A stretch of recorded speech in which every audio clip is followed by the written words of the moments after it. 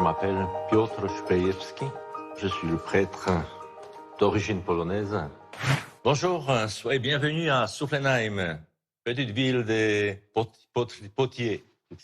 Cette année, ce sera 34 ans que j'ai quitté la Pologne. Vous êtes plus français que polonais maintenant? Maintenant, oui. Si on parle du travail, oui. Mais dans le cœur, je reste toujours le polonais, c'est sûr. En Alsace, les gens, ils sont souriants, sont ouverts. Qu'on peut parler, qu'on peut discuter, on peut s'amuser avec eux. Quand ils s'engagent, ils sont engagés. Je m'appelle Marc Elchinger, je suis ingénieur céramiste. Je suis la 6e génération de céramistes de la famille Elchinger. Cette œuvre vraiment monumentale est la représentation de la Sainte Seine d'après Léonard de Vinci. J'aime beaucoup Saint-Jean parce que Saint-Jean est l'œuvre de mon père. Parce que lorsqu'il a fait cet ensemble, mon grand-père Léon, c'est aussi appuyé sur un autre céramiste qui n'était autre que son fils. Et on voit d'ailleurs dans l'expression de Saint-Jean un homme beaucoup plus pacifié que tous les autres apôtres, très interrogatifs dans leur expression, très choqués parce que de ce qu'ils viennent d'apprendre, qu'il y avait un traître parmi eux. Tu me ramenais les partitions? Oui, tu voulais jouer quoi ce matin? Je m'appelle Jean-Pierre Buchel. Je suis le président du conseil de fabrique de Suflenheim. Ma passion, c'est vraiment la musique depuis l'âge de 10 ans. On m'a proposé le baryton ou euphonium. L'instrument en soi a une belle sonorité, un beau timbre, chaleureux et doux. Ce que je ressens quand je joue, voilà, c'est une harmonie et un partage méditatif avec l'Assemblée. Voilà, chers téléspectateurs, je vous invite dès à présent à participer à cette messe festive qui se déroule à l'église de Suflenheim Saint-Michel.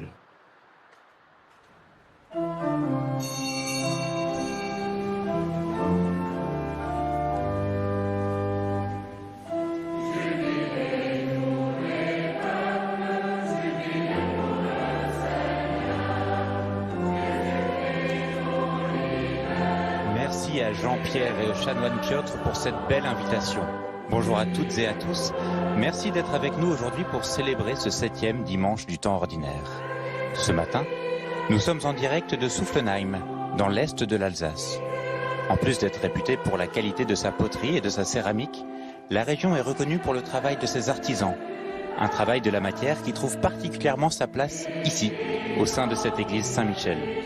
Son chemin de croix, ses icônes ou ses vitraux ont tous été réalisés par des artisans locaux.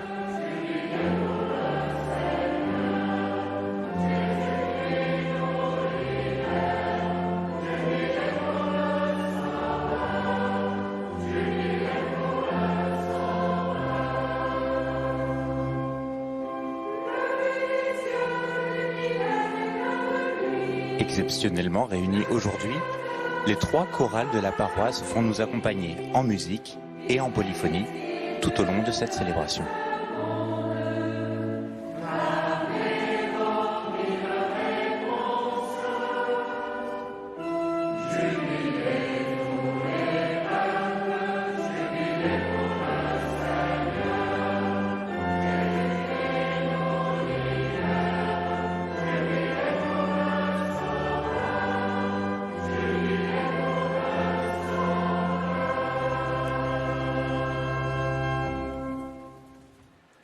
Au nom du Père et du Fils et du Saint-Esprit, la grâce de Jésus le Christ, notre Seigneur, l'amour de Dieu le Père et la communion de l'Esprit Saint soient toujours avec vous. Nous avons la joie d'être rassemblés dans cette église Saint-Michel de Suflenheim, avec vous, présents ici, et vous tous devant votre poste de télévision.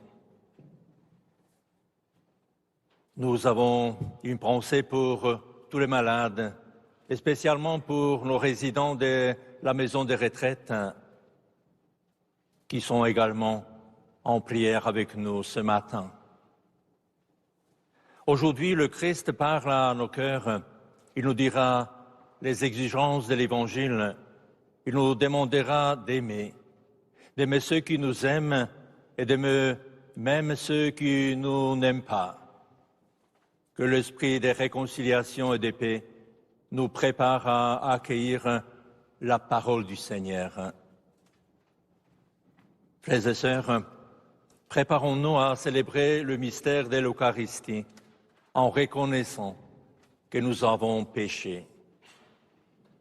Je confesse à Dieu Tout-Puissant, je reconnais devant vous, frères et sœurs, que j'ai péché en pensée, en parole, par action et par omission.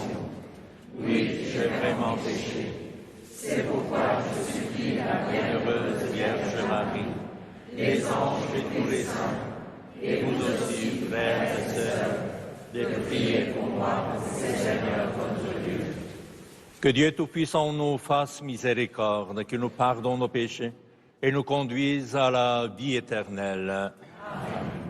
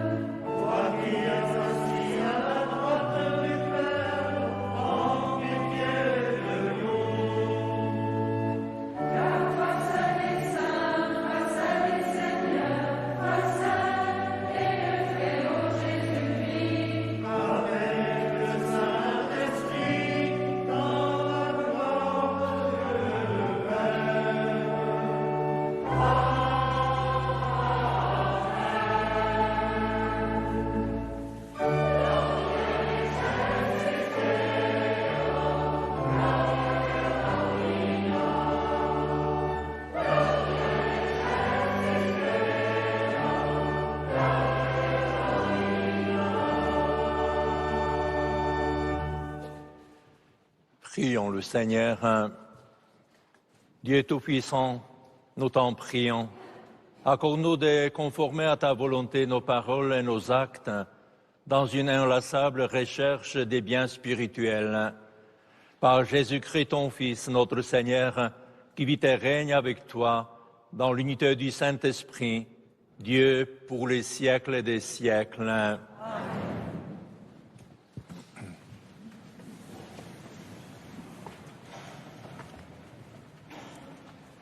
Lecture du premier livre de Samuel.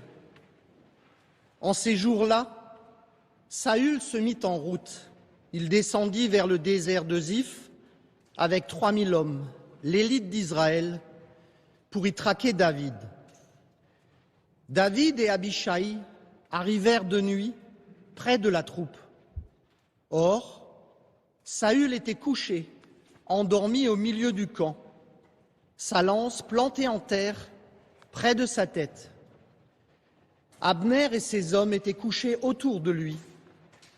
Alors Abishai dit à David, « Aujourd'hui, Dieu a livré ton ennemi entre tes mains. Laisse-moi donc le clouer à terre avec sa propre lance, d'un seul coup, et je n'aurai pas à m'y reprendre à 2 fois. » Mais David dit à Abishai, « Ne le tue pas. Qui pourrait demeurer impuni après avoir porté la main sur celui qui a reçu l'onction du Seigneur ?» David prit la lance et la gourde d'eau qui étaient près de la tête de Saül, et ils s'en allèrent. Personne ne vit rien, personne ne le sut, personne ne s'éveilla.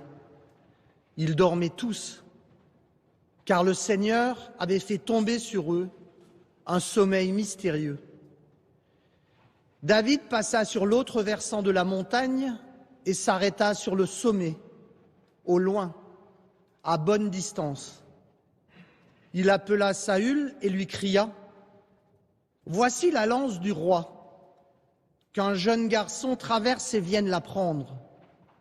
Le Seigneur rendra à chacun selon sa justice et sa fidélité. Aujourd'hui, le Seigneur t'avait livré entre mes mains, mais je n'ai pas voulu porter la main sur le Messie du Seigneur. » Parole du Seigneur.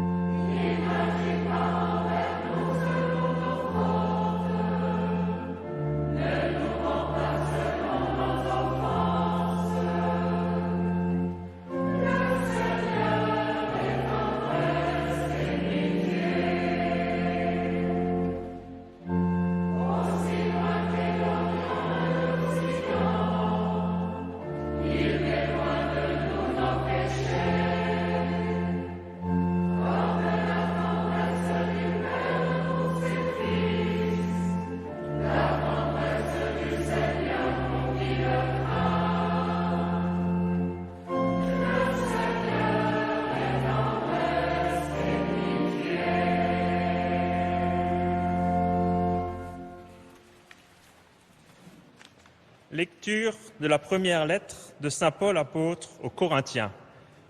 Frères, l'Écriture dit « Le premier homme, Adam, devint un être vivant. Le dernier Adam, le Christ, est devenu l'être spirituel qui donne la vie. Ce qui vient d'abord, ce n'est pas le spirituel, mais le physique. Ensuite seulement vient le spirituel. Pétri d'argile, le premier homme vient de la terre. Le deuxième homme, lui, vient du ciel. Comme Adam est fait d'argile, ainsi les hommes sont faits d'argile. Comme le Christ est du ciel, ainsi les hommes seront du ciel. Et de même que nous aurons été à l'image de celui qui est fait d'argile, de même nous serons à l'image de celui qui vient du ciel. Parole du Seigneur.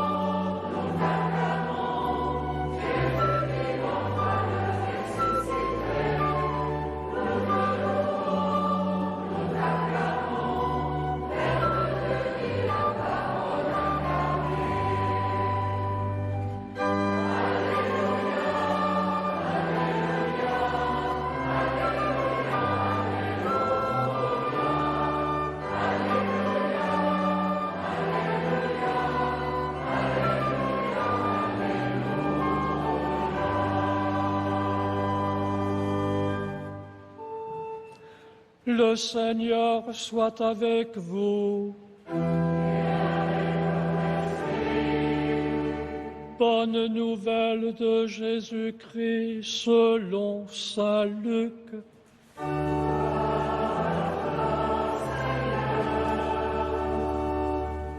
En ce temps-là, Jésus déclarait à ses disciples, « Je vous le dis, à vous qui m'écoutez, aimez vos ennemis, faites du bien à ceux qui vous haïssent, souhaitez du bien à ceux qui vous maudissent, priez pour ceux qui vous calomnient.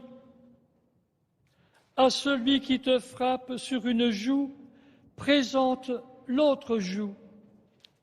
À celui qui te prend ton manteau, ne refuse pas ta tunique.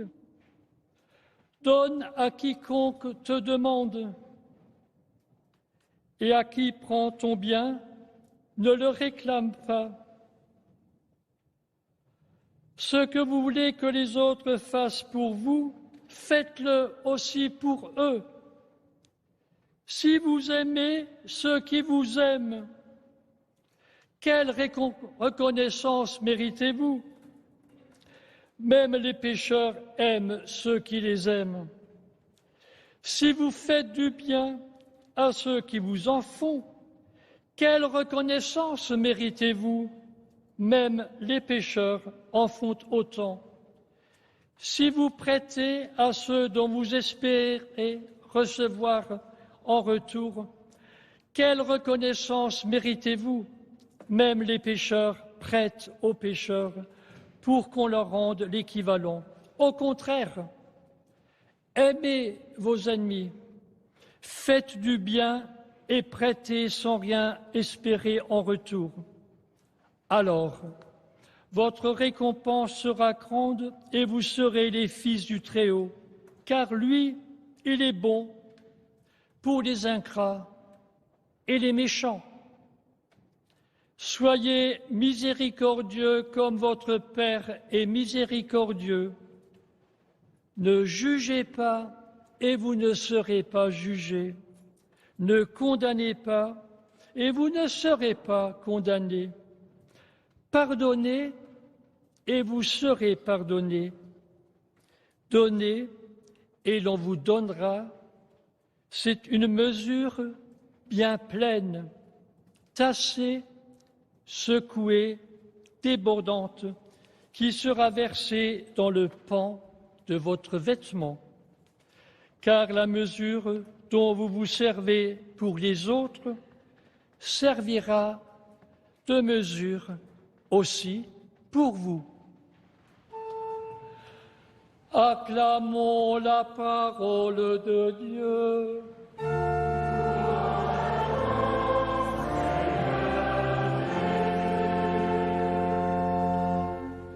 C'est le père Vincent Cabanac, assomptionniste et directeur du pèlerinage national de Lourdes, qui prononce l'homélie.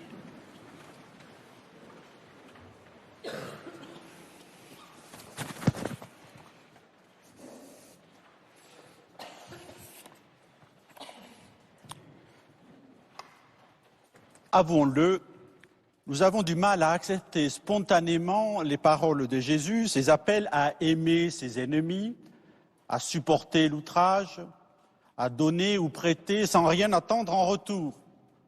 Jésus n'est-il pas trop angélique? Notre monde n'est pas celui de bisounours.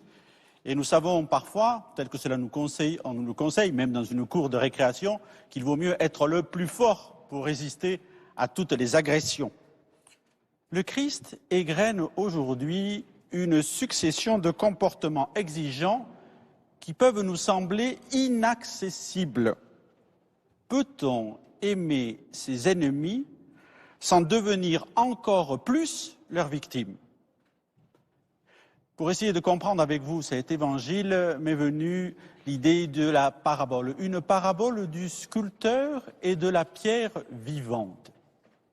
Un jour, un sculpteur de renom alla dans une carrière de marbre exceptionnel pour y choisir un bloc extrait de la paroi rocheuse. En le voyant, il devait imaginer tout ce qu'il pourrait en tirer, supposer même sa beauté intérieure, souhaitant qu'il ne soit pas filardeux. Porté dans l'atelier de l'artiste, le bloc de pierre demeurait cependant bien vivant. Et lorsque le sculpteur commença à en extraire des morceaux importants, par des coups de masse sur son ciseau, cela produisait des douleurs au bloc de pierre ainsi mutilé. Oh, ces cris étaient inaudibles, mais bien réels. Le sculpteur, cependant, ne prenait pas plaisir à faire souffrir la pierre. Il savait ce qu'il allait en obtenir. Il lui était nécessaire d'ôter des pans entiers du bloc et ses aspérités pour révéler sa nouvelle apparence. Peu à peu, l'artiste modelait son œuvre. La rudesse originelle du marbre laissait apparaître la grâce d'une représentation humaine avec une beauté éblouissante. Au grand coup du début, suivit un travail plus précis et moins violent pour la pierre, qui se voyait sublimée et comprenait que le sculpteur avait toujours cherché à en montrer le plus bel aspect. Avec cette œuvre d'art, le sculpteur était heureux d'avoir révélé la beauté cachée de ce bloc. Rien n'aurait été possible sans l'artiste, mais rien n'aurait été possible sans la qualité intrinsèque de la pierre. Avec l'évangile de Luc, peut-être découvrez-vous le sens de cette parabole. Le sculpteur, c'est Jésus. Le bloc de pierre, c'est nous. En entendant les 4 impératifs de Jésus, aimez vos ennemis, faites du bien à ceux qui vous haïssent, bénissez ceux qui vous maudissent, priez pour ceux qui vous calomnient, Jésus supprime en nous beaucoup de nos protections extérieures. Il inverse la logique du puissant en donnant la primauté à l'amour et au pardon. Nous perdons apparemment une part de nous-mêmes, comme le bloc perd des pans de lui-même, mais cela nous libère et nous permet d'acquérir un aspect moins rugueux et plus harmonieux. Plus nous allons de l'avant dans ce travail de conversion, plus il nous faut nous déposséder, accepter de ne pas résister à l'œuvre du sculpteur, du Christ, lorsqu'il nous donne encore quelques coups de burin supplémentaires, quand il nous dit « Présente ton autre joue, ne refuse pas ta tunique, ne réclame pas ton bien ». Si nous sommes capables de supporter le poids et les conséquences de ces paroles qui dérangent, si nous ne nous effritons pas comme un marbre pouf, alors il est possible d'accueillir la règle d'or valable pour tous. Ce que vous voulez que les hommes fassent pour vous, faites-le aussi pour eux. En nous conformant à cet appel du Christ contenu dans cet évangile, nous prouvons notre humanité monolithique, faite d'un bloc solide. Nous préservons notre intégrité par une vie spirituelle plus riche et nous sommes comme polis à l'égal de la pierre.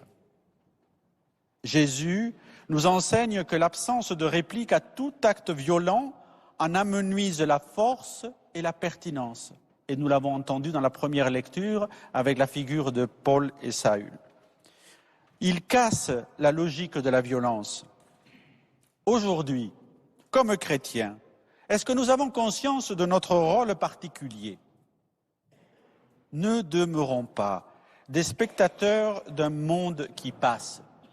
Spectateurs, nous le sommes parfois, lorsque par exemple nous allons en Italie, en touriste, admirer la Pietà de Michel-Ange à Rome ou son David à Florence. Vous savez, ces œuvres humaines sculptées par un artiste très talentueux et qui sont si belles à contempler. Mais Jésus souhaite que nous soyons encore plus resplendissants que la Pietà ou ce magnifique David, afin que notre beauté intérieure apparaisse aux yeux de tous. Et comme le dit saint Paul, de même que nous aurons été à l'image d'Adam qui est fait d'argile, de même nous serons à l'image du Christ qui vient du ciel.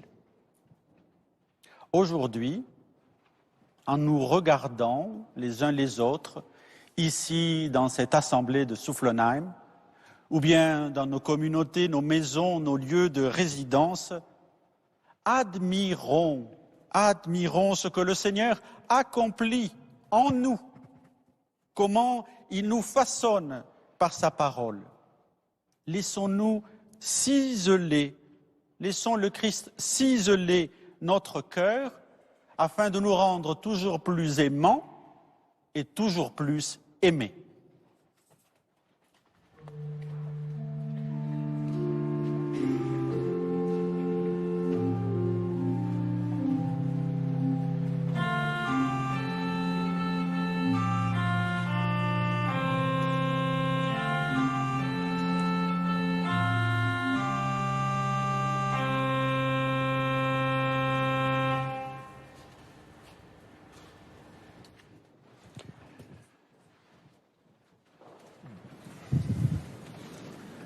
Proclamons maintenant ensemble notre foi.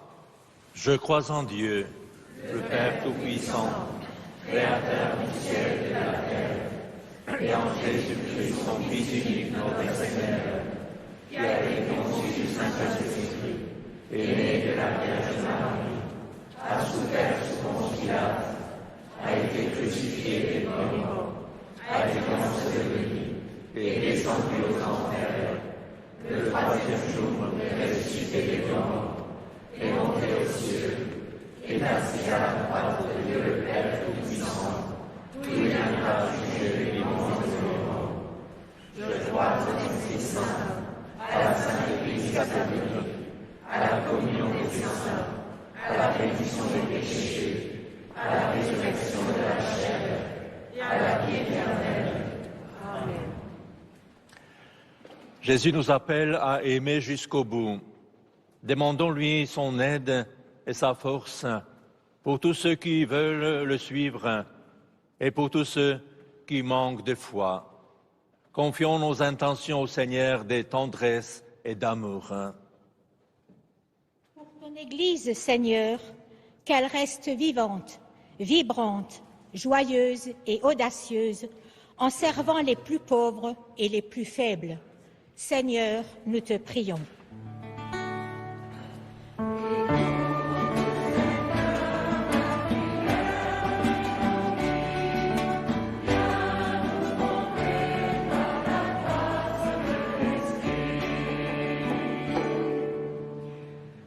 pour les hommes, les femmes et les enfants qui traversent l'épreuve de la maladie. Donne-leur, Seigneur, de garder force et patience pour la combattre. Seigneur, nous t'en prions.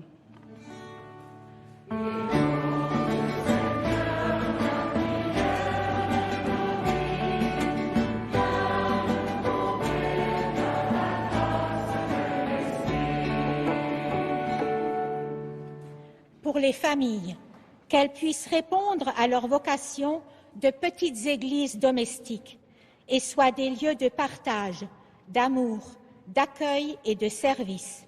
Seigneur, nous t'en prions.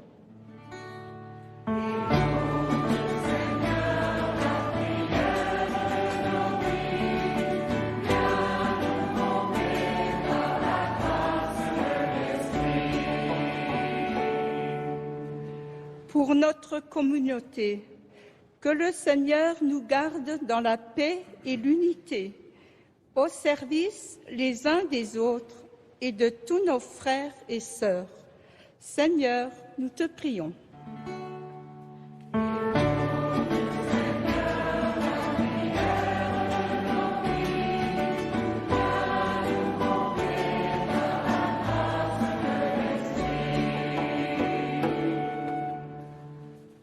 Tu sais, Seigneur, combien nous peinons pour vivre l'Évangile. Entends notre prière et daigne l'exaucer en ce jour. Toi qui vis et règnes avec le Père dans l'unité du Saint-Esprit pour les siècles des siècles. Amen. Seigneur, nous te confions également toutes les victimes de la tempête Eunice, ainsi que leurs familles. Seigneur, entends notre prière.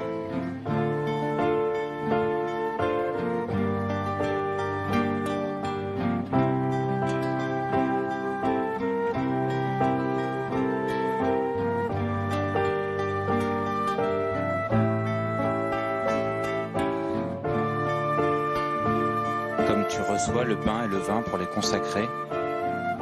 Reçois nos vies, Seigneur. Viens les bénir et les sanctifier. Toi qui es promesse de vie éternelle, toi qui es la source de toute sainteté.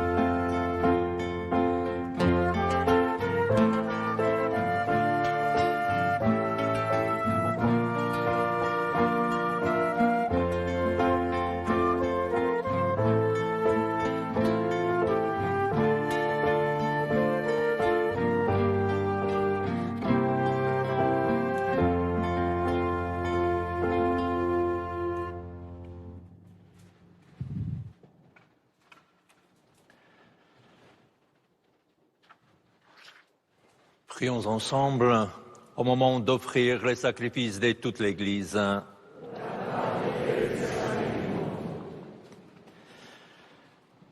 En célébrant tes mystères, Seigneur, pour te servir comme il convient, nous te supplions humblement que les dons offerts pour honorer ta gloire nous fassent progresser vers le salut. Par le Christ, notre Seigneur, qui vit et règne pour les siècles des siècles. Amen. Le Seigneur soit avec vous.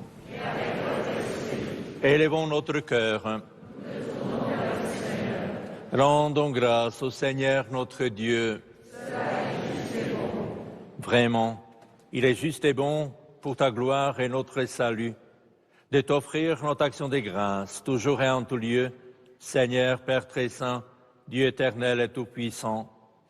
Nous reconnaissons le signe de ton immense gloire quand tu portes secours à la faiblesse humaine, par ta puissance divine, mais plus encore quand ton Fils prend notre condition mortelle pour nous guérir de la mort.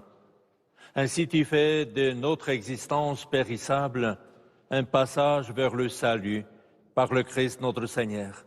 Par lui, les anges adorent ta majesté et se réjouissent en ta présence à jamais.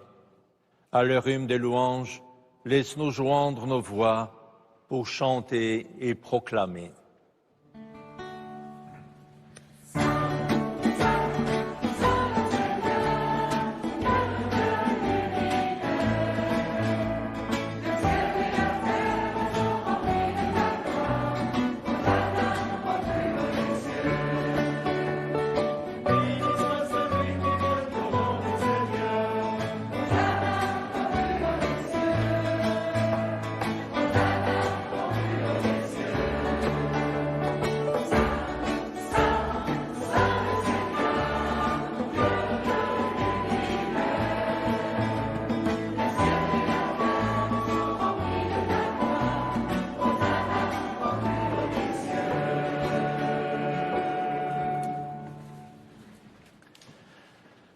Toi qui es vraiment saint, toi qui es la source de toute sainteté, Dieu notre Père, nous voici rassemblés devant toi et dans la communion de toute l'Église, nous célébrons le jour où le Christ est ressuscité d'entre les morts.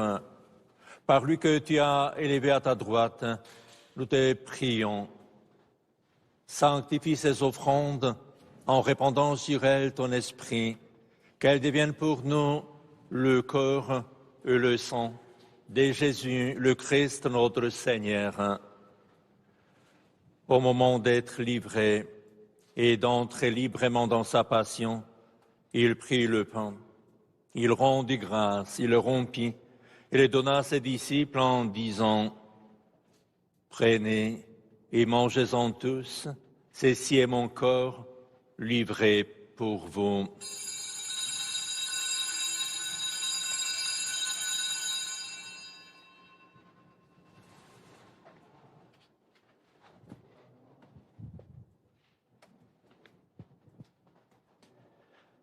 De même, après le repas, il prit la coupe. De nouveau, il rendit grâce et la donna à ses disciples en disant « Prenez et buvez-en tous, car ceci est la coupe de mon sang, le sang de l'alliance nouvelle et éternelle, qui sera versé pour vous et pour la multitude en rémission des péchés. Vous ferez cela en mémoire de moi. »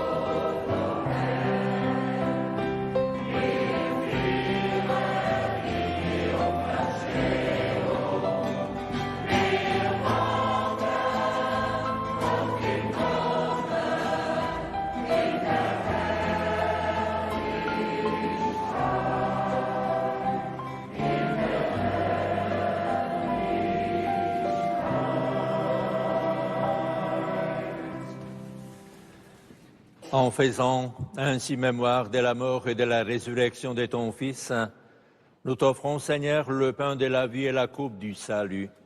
Et nous te rendons grâce, car tu nous as estimés dignes de nous tenir devant toi pour te servir. Humblement, nous te demandons qu'en ayant part au corps et au sang du Christ, nous soyons rassemblés par l'Esprit Saint en un seul corps.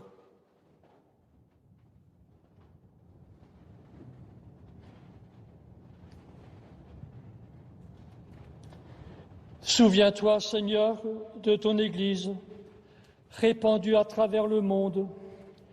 Fais-la grandir dans ta charité avec notre pape François, notre évêque Luc, et tous les évêques, les prêtres et les diacres. Souviens-toi aussi de nos frères et sœurs qui se sont endormis dans l'espérance de la résurrection. Et souviens-toi dans ta miséricorde de tous les défunts. Accueille-les dans la lumière de ton visage.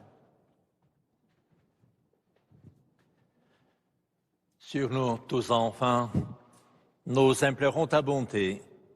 Permets qu'avec la Vierge Marie, la bienheureuse Mère des dieux, avec Saint Joseph, son époux, les apôtres, Saint Michel, Saint Nicolas et tous les saints qui ont fait ta joie au long des âges, nous ayons part à la vie éternelle et que nous chantions ta louange et ta gloire par ton Fils, Jésus le Christ.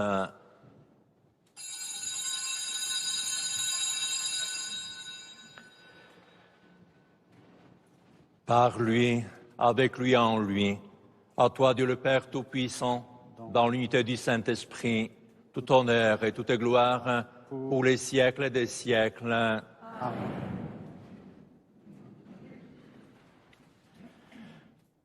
Unis dans le même esprit, nous pouvons chanter avec confiance la prière que nous avons reçue du Sauveur.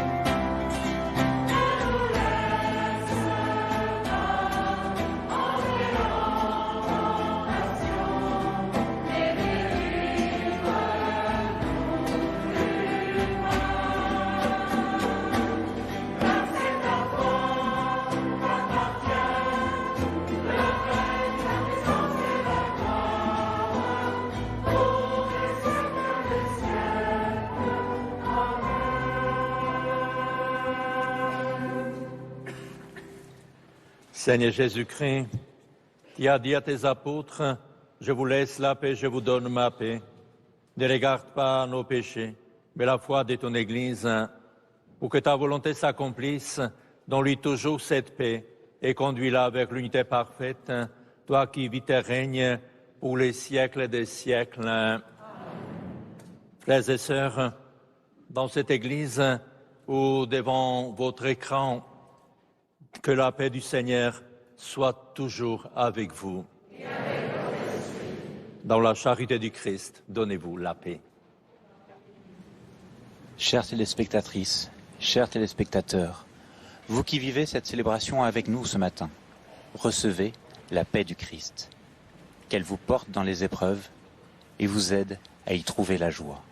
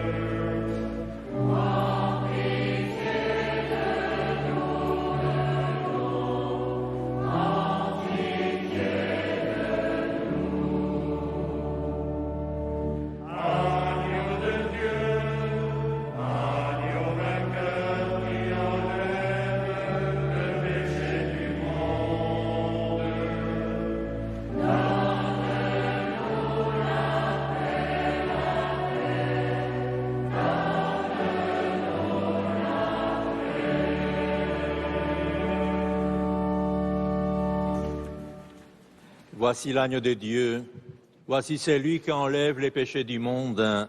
Heureux les invités au repas des noces de l'agneau. Seigneur, je ne suis pas digne de te recevoir, mais dis seulement une parole et je serai guéri.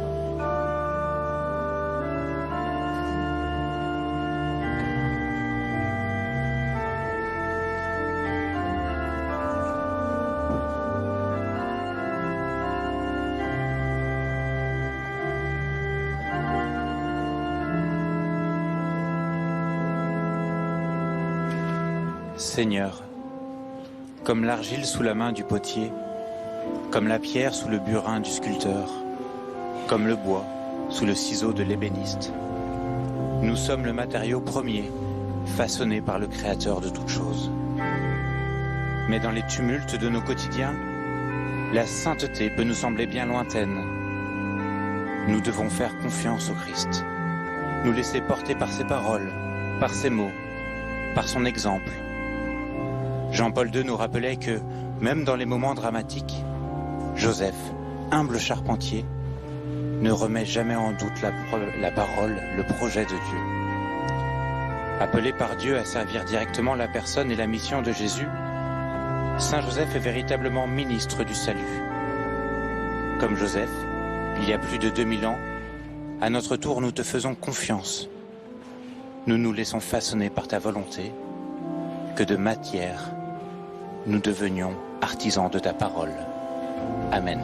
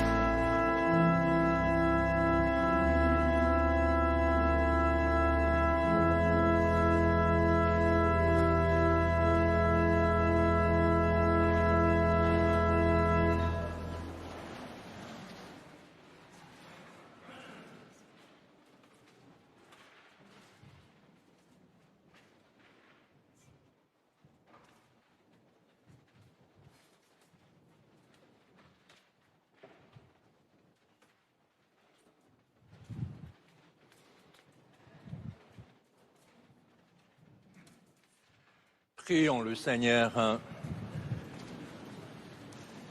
Nous t'en prions, Dieu Tout-Puissant, donne-nous de recueillir tous les fruits du salut, dont ces mystères sont déjà la promesse et le gage. Par le Christ notre Seigneur qui vit et règne pour les siècles des siècles. Amen. Le Seigneur soit avec vous. Et avec votre esprit. Que Dieu Tout-Puissant vous bénisse, le Père, le Fils et le Saint-Esprit. Amen. Allez dans la paix du Christ. Nous vous souhaitons encore un excellent dimanche i bonne semaine. Wszystkiego najlepszego wszystkim, dobrej niedzieli dla wszystkich Polaków. Merci.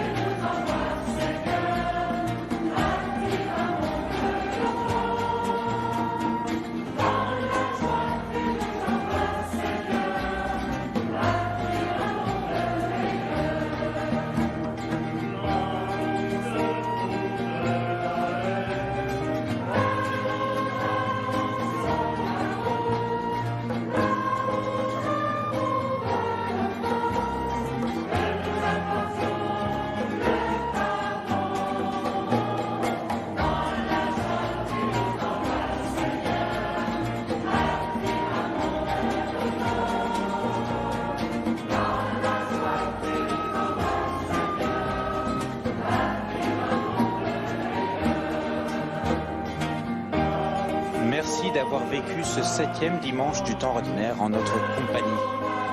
Merci aux chanoines de Spejewski, aux paroissiens de Soufflenheim, et Schirheim et Schirhofen pour leur accueil et la qualité de leur chorale.